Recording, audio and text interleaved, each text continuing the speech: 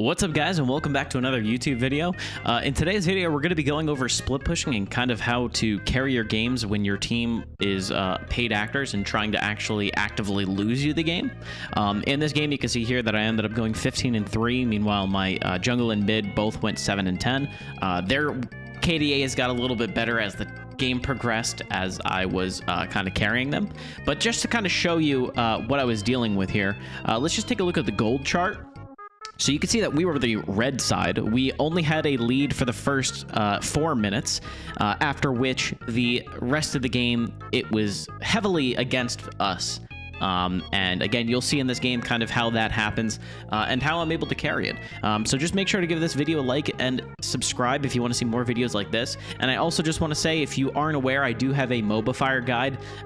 If you can give it a upvote, that would be greatly appreciated, as it helps out a lot. And we will get straight into this video. All right, so to break down this game a little bit further, I'm going to speed up some parts like this in the beginning here. I did get a good lead, and you might have saw in the beginning how we had a gold lead, and that was because we invaded here. Now, when invading, I generally will not go bot side if we don't have a strong frontliner. So, for example, if we have something like Rel, Nautilus, or even like a Blitzcrank with a hook, I'll most likely rotate just so I can try and secure that kill, which I do end up doing here. I hesitated with my Q on that Vital, not because I wanted to see if he would flash away, but just because I wanted to secure the kill. You do a lot of damage very early on, so if you play around your Vitals, you can secure that kill. Now, again, I didn't trust my team, so that's why I tried to get that kill, and as for good reason. You could see a little bit later on as to how my team kind of throws. So I just go straight to the lane. I bought a longsword, just so you can see here. All I bought was just one longsword, and I just start to thin the wave out. Now, playing against York, you basically just have to watch out for his little E, his little musk he throws at you. Once that's out, you know, he's not really that much of a threat. You can hold your Q if you want. Realistically, most of the time, he's going to be trying to use it to last hit minions, at least in the early levels here, especially because Fiora does a lot of damage. He's trying to respect that. If he started Q, you could probably just, you know, end up killing him or, lower his HP, so that way he has to reset. So essentially here, I'm just thinning the wave out. I'm slow pushing it. What I'm doing is I'm waiting till the third wave, which has this siege minion. And then I'm going to fast push this. I'm going to be pushing it a little bit faster. So that way I can reset or I can invade the enemy jungle. All right. So I'm pushing this a little bit faster now. So that way it crashes to the wave and it allows me to have a roam timer. So I'm going to finish this. And what I end up doing here is that I decided I'm not going to reset, considering I already have that longsword available. And also, I do like to invade, especially as Fiora, you're very strong early. We do see Viego's topside, so I just placed a ward on the blue just to make sure, you know, if we don't secure the kill, that we could see when he's finishing his blue. I collapse here on Viego. Again, this is the reason why I pushed those 3 waves and rotated. Here, I auto-attacked Viego. I meant to auto-attack the Karma once I flashed, but either way, we got the kill anyways. Now, because I had blue buff, full mana, full HP, still have that longsword advantage, I decided to go and invade Viego again. I was doing this necessarily because I thought the Nidalee would then rotate down, but I just pushed that pressure, and I end up killing the Viego here as well. Now, again, I have a massive lead, and you may be thinking to yourself, like, oh, this game is basically over. But like I showed in the picture before, this entire game, we are at a gold deficit because the team is just completely running it down. So I just teleport top to catch that wave. At this point, I buy time at, so I'm able to clear waves and push pressure a lot by pushing the wave and then having more of those roam timers. So again, a lot of this video is more so going to be geared towards pushing your lane and then looking to rotate. I am doing a bit of a slow push right now, just because I don't want the wave to fully crash. I was hoping that York would either teleport to lane, or if he didn't teleport, that I can, you know, have him lose some of these minions by slow pushing it forward a little bit. All right. So again, just so you are unaware of how roam timers work, essentially you just want to push the wave, let it crash into the tower, and then on the way of it pushing back, you're allowed to move around. So again, I pushed that third wave into the turret. By the time it bounced back, I was able to kill mid, I was able to kill the jungle, reset, and teleport back. All right. So now I'm just going to be applying a little bit of pressure here. The thing with having time at is that it's going to be harder to take trades against the enemy laner because you're going to be pushing the wave so fast. Here, I decided to attack the turret, but pre 5 minutes, you don't do a lot of damage to the turret. So I decided not to. I just start trading here a little bit, or pushing the wave while trading. I was looking to get into the bush to see maybe if he'd step up a little bit, I can get a couple of trades. I looked to repost his Musk thing, but, you know, I failed it, so it was a little mistimed. And then because I saw their jungler bot, I decided to start doing the grubs because I had time at. Now, the thing is that these grubs do a fuck ton of damage, and if you don't have Ravenous, you're basically not going to be able to do it. So I just grabbed one for now. I tried to pull this away, and then I go back top to collect the remaining wave. Now, I did see Nidalee here, so I played towards this gank, got the kill, gave her a little thumbs up. That was the only beneficial thing this Nidalee has done all game. As you can see, she's already died 2 times. And then she goes to grubs. Now, again, this is another benefit of getting time at. I have a lot of people who ask me, oh, isn't Trinity a good item to rush first? No, you want to have time at because it gives you a lot of pressure to rotate for like this, for like an objective. So I'm able to push the wave really quickly and then match. All right. We got the flash from Viego. Unfortunately, he gets away from because of this karma. So I just reset and I run back to lane. And at this point, I have Ravenous. All right. I would not have gotten Ravenous if it were not for the fact that I pushed so much, because none of my kills, well, one of the kills was from killing Yorick. The others was from rotating. All right. And that's using your pressure. So again, I push really fast with Ravenous, and because we have those 3 grubs, I'm just walking in and I'm getting a couple attacks in. The other benefit of Ravenous and or time at is that you can proxy. Proxy is once you go past the turret like I did there, and then you attack the wave. That gives you an even larger roam timer. So because of that, I'm going to take his blue buff. I saw that Viego was bot side, so I'm just going to go ahead and take the blue buff. And here, let me just change the fog of war here so you just see what I see. So I took his blue buff. This takes gold from the jungler, as well as it's going to be slowing down his clear. Yorick had a vision there, so he's going to back off. Again, I'm just going to take my Ravenous, shove these waves, and then I'm just going to reset with all the gold that I have. So here, I buy my tier 2 boots. We're going to run back to lane. We're going to clear this. And essentially what all Yorick is doing is he's just trying to match me as much as possible. I'm going to use my grubs to push this, and you can see how the bot side is already starting to kind of struggle. All right. Now, I have Ravenous. I'm going to take grubs, because the thing is my jungler and my bot side are falling behind. I'm using that pressure from using Ravenous to push those waves. I proxied it to buy myself a little bit longer of a timer, and I'm going to do grubs. They're fighting over dragon or bot side and everything. They're occupied, so this is a perfect time for me to go topside and take the other objective. I'm compensating for our jungler not being able to do anything, and you can see at this point the jungler is 2 and 6, our mid is 1 and 4. Bot lane is kind of doing okay. I told them to play a little bit safer since the beginning of the game, and honestly, I have to give them props because they kind of held in with all of the pressure they were given. Here I went with Sheen, so I'm going to end up going Trinity this game. At this point, you could have gone either Eclipse or Trinity. I prefer Trinity if I am really ahead. I think it's a much better item. The only downside is that it's very expensive. All right. So I flash here. Again, the only positive thing that this Nidalee has done was when she ever came topside. But she rarely ever did, which was unfortunate for her. I'm going to use my QW to slow down this karma. I'll apply the ultimate just so I have the extra movement speed, and at this point in the game, it's already getting a lower cooldown, so I don't necessarily need it. All right. So I'm going to push this, and again, once more, they're going to go for Dragon. And because of that, we are going to focus Rift Herald. All right. So remember, the thing with top lane is that you have objectives here too. It's always been about like dragons and everything, but now with grubs, that gives a lot more pressure in the top lane this season, as well as having Herald, which is also really massive. Now, I could safely say that grubs added a lot of pressure this game, but we probably would not have been able to be as successful if we did not have all 6. All right, so I'm just playing around his little Musk stuff here. Little fun fact, if you didn't know this, you can use Yorick's wall as a stun if you land the repost. Here, I keep missing my repost with it. So I took the embarrassment and I just ran away from him. I couldn't handle it any longer, so I just reset. And here I got the phage, so I have a little bit increased movement speed. And then I ended up teleporting bot here just because I saw that they are fighting each other. And this is one of the beauties of phage and getting Trinity, is that you actually have a lot of increased movement speed. All right, so then I just pushed this tower. Now, this was another big issue. We didn't really have anybody to match their split pusher, which was Yorick.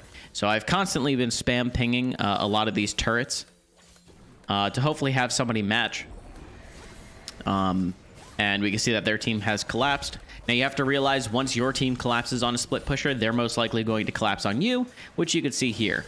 Now, I realistically just wanted to get the Rift Herald collapsed, or get the Rift Herald to attack the tier 3 turret, and then I wanted to escape. I kind of hesitated a little bit here. I used my ultimate a little late. I honestly probably could have killed Alistar there, but I was just more so using it for the movement speed to try and escape. I was a little conflicted on what I wanted to do, so that's why I ended up dying here. So I'm going to run back to top lane because I can see Yorick is pushing, and that turret is very weak. I also took the tier 2 turret on the bottom side, which is all I really cared about. That's where a lot of the gold is. As you can see, you can get like 700 something gold from it, which is like 2 kills worth. All right, so I just chased down Yorick. The reason I was able to get him, honestly, I finished Trinity. This item is fucking disgusting. A lot of people, again, have been leaning towards Eclipse, and I do think Eclipse is good because it is cheaper and it is a good item. But bro, Trinity is fucking disgusting with the movement speed, the attack speed, and the damage that you deal. It's absolutely disgusting. In love with the item. But anyways, he didn't expect me to have that much movement speed, I don't think. And even if he flashed, I probably was still going to catch him. So we just push. I'm pushing the tier 2 turret here. Karma teleports because replay is bugged. And I'm just going to space her out. Okay, we'll dash over here. I'm just letting her stun me because she's not really a threat. And since I have Ravenous, I could just heal everything back up anyways. She feels confident that I'm not going to repost this because I haven't from the previous ones. And then I QW. The reason I QW, which it isn't necessarily, or people don't think it's necessary to do so, because, you know, it's straightforward. She's within range. The main reason you want to ever QW is that you close the gap between you and the person you're trying to stun, which increases your chances of landing that repost. You can see she was kind of like slightly off, but I was still able to land that stun because I closed that gap. So anyways, I pushed that. You can see, again, they were all fighting bot side, so I'm just pushing that pressure. Again, you can see how that 6 grubs definitely helps out a lot. Now here I'm low on mana, and you may be thinking I'm probably going to die. I knew I was most definitely going to win. I also knew he wasn't going to use the stun, so I held my repost.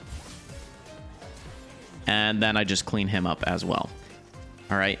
He probably, again, thought because I was low in mana, I was probably going to die there. But, again, I'm so fed at this point. I was 4 levels above him. I knew I was going to be fine. Also, in case anyone is wondering and thinking this is like low elo, this is, I think, in a Diamond 3 game or Diamond 3 lobby. All right. Now, this was slightly frustrating because I did see Nidalee top here, and I had pinged her numerous times. And she instead went from like her red towards pathing towards her Krugs, and I don't know what really happened there. Just to show you the scoreboard here, we can see our Nidalee is now gone in and died an 8th time, with our mid lane also being 2 and 7, which made this game extremely difficult. All right, you can also see my items. I started to finish Death's Dance as well as buying my Maw, or starting to buy my Maw. Main reason being is that I knew that Karma, 1, got the shutdown from me previously, and 2, that she was dealing a good amount of damage. This build is generally one of my favorites right now, is finishing Maw and then Guardian's Angel. As you kind of cover all bases of AD or MR as well as armor. Now again, at this point, since I finished Trinity and Ravenous, like, there's no escaping. There's absolutely nothing Yorick can do if he's within the same screen as me. Those 2 items are absolutely insane. And again, you can see that I'm playing against where my enemy is. So my enemy, I keep seeing, is on the opposite side of the map, so that's where I'm going to go. All right. Again, I push this turret with my grubs. and then I go for the inhibitor. Now I see that Varus and Alistar are both coming up in the next 5 seconds, so I just take the inhibitor and then I fall back. All right. Now I'm teleporting actually topside because I saw that they were still overextended that entire time. So we just get a quick kill on Viego. Now again, Trinity, look at this movement speed. I could just Q and I get a ton of movement speed here. All right. Unfortunately, Karma is a disgusting champion that has multiple shields, movement speeds, as well as slows and stuns. So that was just honestly a riot diff. But if that was any other champion that wasn't absolutely busted, I probably would have caught her. All right. So I'm clearing some vision here. I can see Alistar. I'm not really afraid because I know that Viego is dead and bot side most likely, or I can see bot side is at the very bot lane, and I know Karma had back, so it wasn't really a threat. I just take Scuttle here. Want to clear up some of the vision. All right. And then I just go back towards base to buy my Maw. All right. At this point of the game, I feel like there's nothing really that could kill me, so I pathed towards Dragon. I figured, you know what?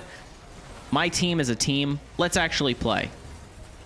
Then realizing that Alistar is absolutely disgusting and that Fiora really doesn't excel in team fights. So then I ended up throwing this fight. Realistically, the way that I should have played this fight, it was absolutely ignore Alistar. Just so you guys know, there are 2 different ways to play Fiora in team fights. One of the ways is front to back. If there's a tank such as Alistar, you can drop your ultimate on them, and then you can...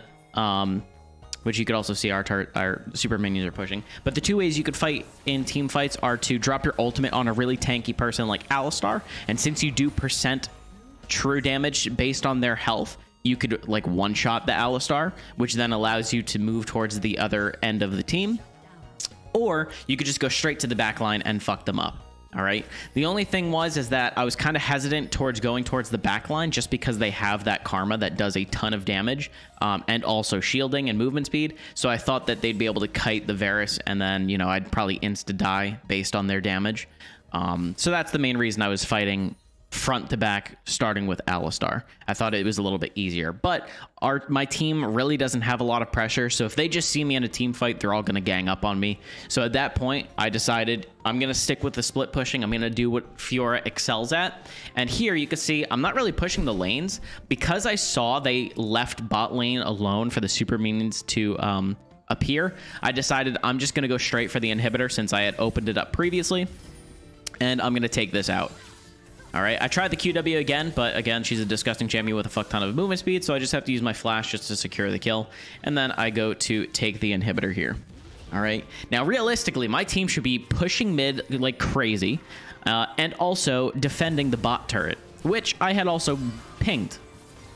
And we can see that Jhin is now leaving at this current time to do it, even though I pinged it about like an hour ago. Now, the benefit of what I did there, you might have thought was me running it down, is that I killed one of their enemies, and I made 3 of them stop what they're doing to come after me. In doing that, our team was able to get the mid turret, as well as me opening the top inhibitor.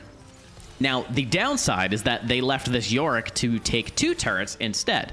But again, if they had listened to my pings, which we know is every split pusher's nightmare, we would not have lost the gold here. Again, kind of showing you how that chart in the very beginning comes into effect here. All right, so just to show you a little bit more of the stats, we can see our jungler is 710, our mid laner is 5'9", and our bot lane's kind of just like struggling. They're holding on to dear life. Meanwhile, the enemy team, ADC, is 10-3.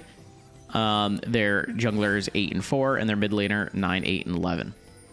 All right, so I just respawned. You can see that they are going to Baron. I was spam pinging the Baron for them to go to. All right. And we can see that Jhin ulting them stopped. Now, because they stopped Baron, I was like, okay, I'm going to continue my pressure of pushing. Again, I don't want to do these team fights because I know how handicapped my team is. So I started pushing mid. I was going to path this way to see if they would rotate, but again, I saw them kind of walking that way. So I'm like, all right, I'm going to go back to bot. You could also see there I was spam pinging the Baron. I was asking for them to pressure it, not to do it, but just show your face there. Again, I need them to be able to pull the rest of the team apart. I need them to be focused on Baron, so that way bot side, I could go ahead and push for this inhib. All right, so here I'm basically just checking vision, making sure that they don't see me and they don't collapse on me. But I'm also looking at my map, which I can now see their bot lane is pushing up towards Baron. That's all I cared about. I don't care Yorick's here. I just ignore him. I go straight for the inhibitor. This is going to pressure the team. Now, the team, again, is just level-headed going straight towards Baron. So I'm just going to take the inhibitor. All right. Still keeping an eye on map. I see Alistar pushes down. Then I realize, okay, they're not going to be doing Baron. They're going to look for me. So I TP to Baron just to secure it. So that way we can make sure that we guarantee it. I don't want to leave anything up to my team at this point. We reset. Okay. I shove mid. I could see that the enemy is there. Again, I'm all about pulling pressure. I just want to know where they are. So I push the wave and I can see that the bot lane or the ADC is mid. Meanwhile, my team can then get Dragon. I don't need to be there for Dragon. I just need to know where they are. I need to know that they're responding to me, which I'm the real pressure. All right. So I take the mid lane. I'm keeping an eye again where they are. I can see a lot of them are pushed up here. My as soon as I saw Alistar flash, that's when I was like, okay, we're doing that same play that I said before. All right. We're going to be going straight for that tank. We're just going to ult him immediately so we do that percent HP damage. And I landed the stun properly this time because I'm not an animal. We kill the Alistar and we win front to back. This is how the first team fight should have gone. But again, I'm a monkey. All right. I'm chasing the Viego a little bit just to see where he is. I don't know why he hesitated there, but luckily Jhin gets a nice stun off. We could finish him off. Finish off the Yorick, and then at this point the game is basically over. I had already taken both inhibs. We have super minions collapsing. We have Baron. I kill Varus here just for fun, and that is it. All right, so hopefully this video helped you out to kind of understand how you can use split pushing to excel and how to win these games, especially as Fiora. Make sure to give this a like and a thumbs up, and I appreciate all the support. Also, I want to mention, if you haven't seen my MOBA Fire guide, I'd appreciate it if you can click the link in the description and give it a upvote. It helps out a ton. I also do want to say that I update this on a daily basis, so make sure to always check it if you want to see anything new with each patches or what builds, or, you know, if you want to see any updated information on Fiora in the current patch. It definitely helps out a lot to give it an upvote. I appreciate it, and I'll see you guys in the next one. Peace.